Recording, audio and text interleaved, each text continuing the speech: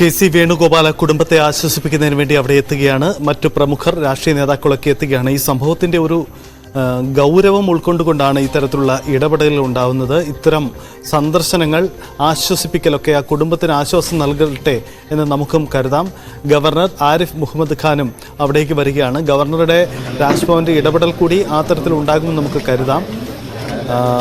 കാരണം സംസ്ഥാനത്ത് സർക്കാരിൻ്റെ ഭാഗമായി നിൽക്കുന്ന ഒരു വിദ്യാർത്ഥി സംഘടനയാണ് ഇവിടെ പ്രതിക്കൂട്ടിലുള്ളത്.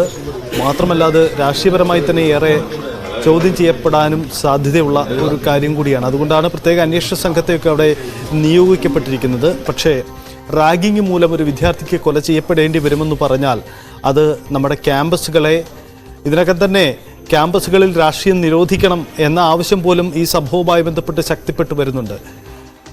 പക്ഷേ അതിനപ്പുറം ഇത്തരം വിദ്യാർത്ഥി സംഘടനകൾ നമ്മുടെ ക്യാമ്പസുകൾക്ക് ഫലപ്രദമായ ഇടപെടൽ നടത്തിയിട്ടുണ്ട്. ഇത്തരം റാഗിങ്ങളെയൊക്കെ നിയന്ത്രിക്കുന്നതിൽ ഫലപ്രദമായ ഇടപെടൽ മുൻകാലങ്ങളിൽ നടത്തിയിട്ടുള്ളതാണ്. പക്ഷേ എന്തുകൊണ്ട് ഇത് സംഭവിച്ചു എന്ന അതിശക്തമായ ഒരു പരിശോധന ഇക്കാര്യത്തിൽ ആവശ്യമാണ് എന്ന കാര്യത്തിൽ തർക്കമല്ല. പോലീസിന്റെ ഇടപെടൽ